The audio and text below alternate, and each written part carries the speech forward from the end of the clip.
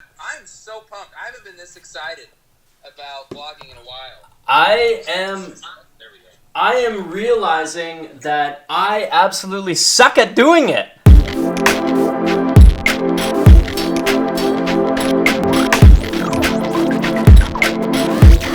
So, I'm still getting used to the idea of talking at a camera, especially when there's other people around, because they look at you like you're an idiot. So this is day 1, hour 0 of the weekly vlog. Vlog challenge with Trey Van Camp. I already failed because I went to start this video and I just took a picture of myself. So yeah, it's gonna be a good week. I just dropped my daughter dropped my daughter off at daycare and then dropped my wife off at the airport with her sister. You know, it got me thinking this morning, anyways, of the importance of family, because it's when you live far away from some of your family, it really makes you value the time that you have with them. And you know, we value the time we have with my sister-in-law. The time we get is super important and super special, and just because it's not very often. So super grateful that we had a good weekend. Anyways, we'll see how this goes. We're doing a weekly vlog, snippets of each day. I've already talked too long, because if I talk this long in every segment, this is going to be like an hour long vlog, and I don't think anybody wants to see that.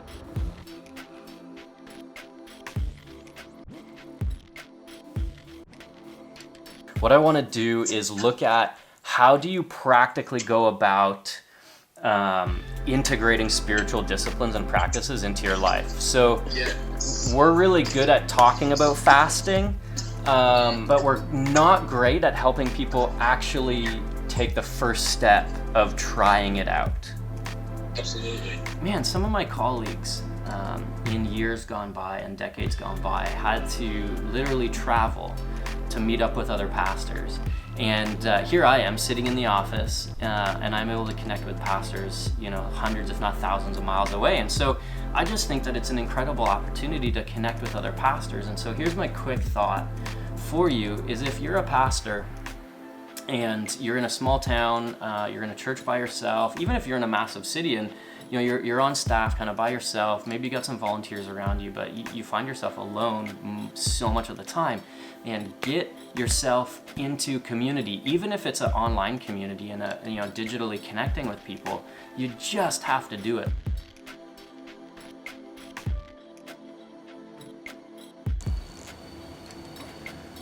All right, well, it's Tuesday. It's day two of daily vlogging. I'm actually editing right now, and just working through some stuff. Let me show you. Actually, I don't know if any of this is relevant, but if anybody's ever wanted to see what it's like editing, I mean, this is part of it. So if I flip you around, there's probably a smoother way of doing this. But if I flip you around here, this is a 2-Minute Tuesday.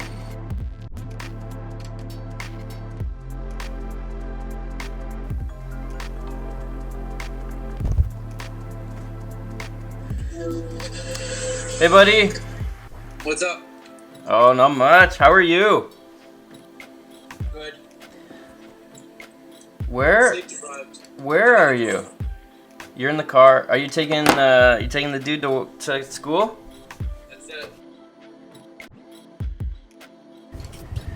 How to record yourself while you're driving without getting A, into an accident, or B, getting a ticket, and C, without shooting the lens straight up the nose, which I'm pretty sure I'm doing right now. So, yeah, I'm not sure about this. Okay, here's the thing that I've figured out this week. Everybody is worried about COVID-19. People are really worried. There's a lot of fear. There's a lot of anxiety. And I just wanted to take a second to say that, is this something to be concerned about? Yes. Are there precautions that we need to put into place and take? Yes, absolutely. Is it something that should cause us to fear? I don't think so, because the gospel over and over again is something that frees us from fear.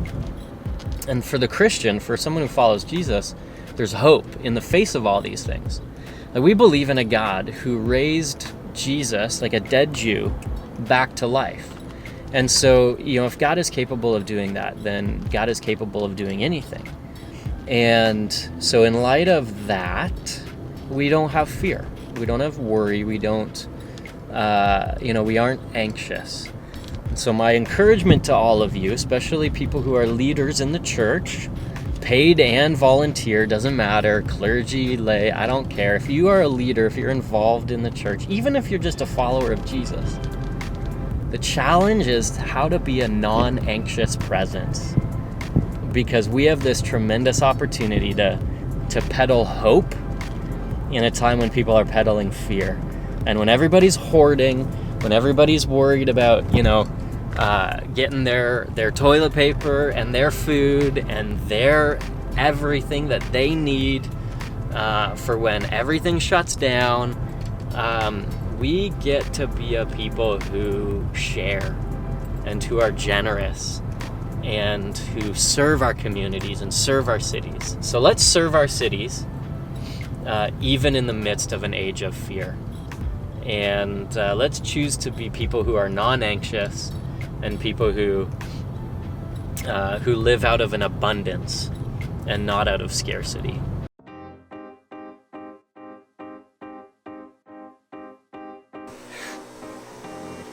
All right, so this is now cup of coffee number 2. Oh, all of that is coffee. All of that. Yep, all down there. Oh, look at this. All up the side of this guy here. This is, I don't even, look at that. I don't even know how that happens.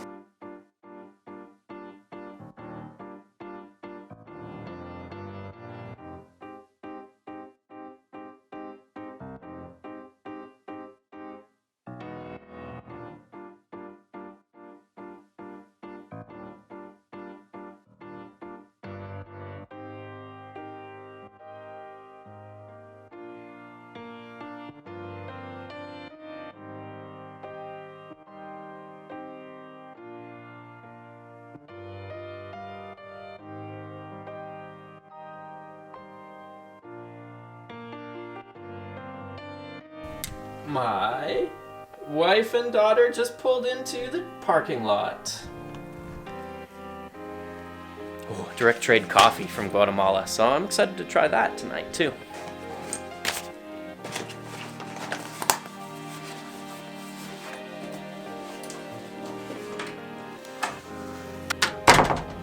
Everything is pink in this building. Oh my goodness. Pink staircases, pink walls. Go see my kid. Hi, Anna. Hi, Anna. How are you? You're eating an orange? Wow. Hi.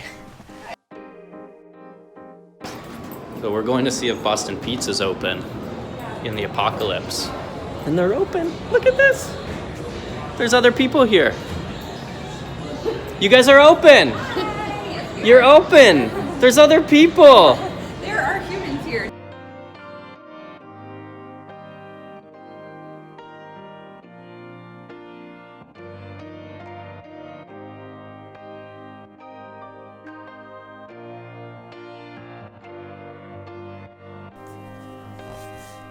Okay.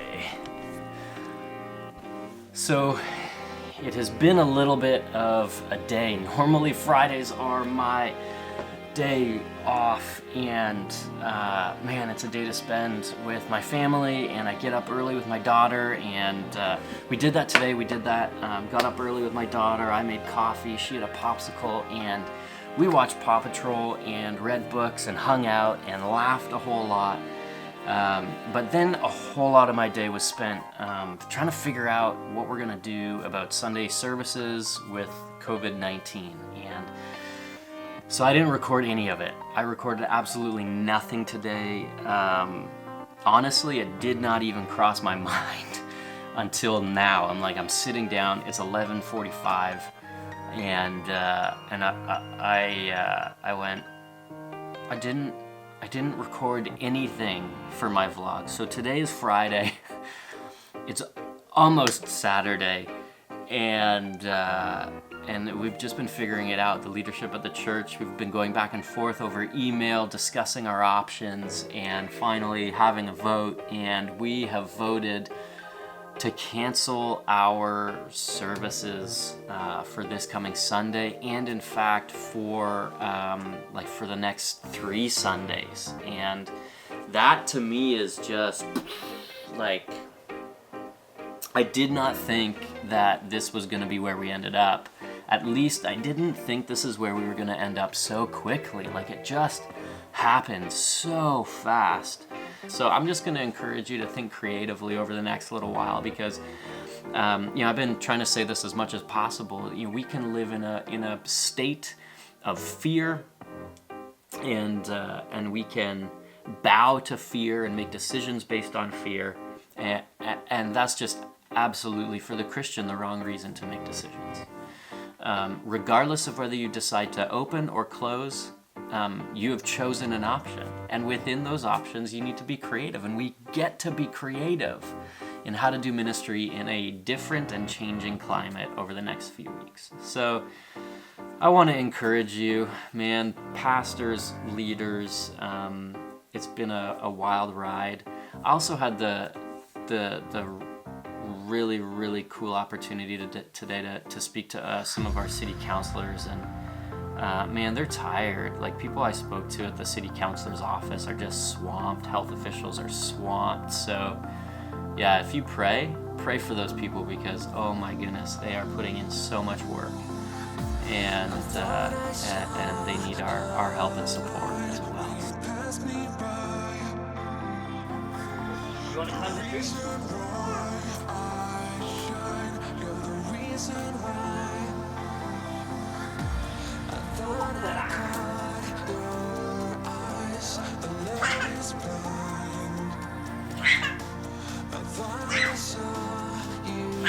That was really high. Yeah. Let's go, buddy. Let's go.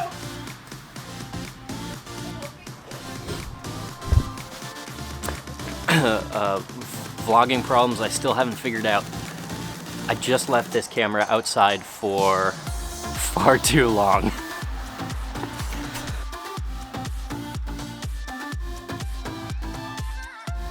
And the thing in situations where we feel like we're out of control, when things spin out of control, is we try to fight to gain control back. Right? We try to fight to grasp onto any piece that we can control in our lives. And so it's why so often, if stuff at work is not going well, you try to control your life at home, and maybe your relationships at home start to deteriorate a little bit because you are trying to micromanage or control every piece, because this piece of your life over here feels out of control. The thing about control is that the further it seems out of our grasp, the more we fight to gain it back. And in a situation where Jehoshaphat, king of Judah, has the opportunity to fight for control, he says, we are not going to do that. He says, we're going to inquire of the Lord what to do. We're going to fast. We're going to pray. Listen, in our day and age of fear and anxiety, one of the things that we tend to tip toward is also a scarcity mindset. Right? Fear drives us to say, I need to get absolutely everything I need around me, because you know what, I don't know what's coming next. And so it's why we stock up on food. It's why we hoard toilet paper. It's why we buy stores out of big bottled water jugs. It's because we think that in order for me to have what I need and my family to have what they need, that means that we need to get there first. We need to get it first. And to that, Jehoshaphat, and I think the gospel says, no, we're going to fast. It says we're going to inquire the Lord and we're going to fast. We are not going to fall prey to a scarcity mindset. We are going to turn to God.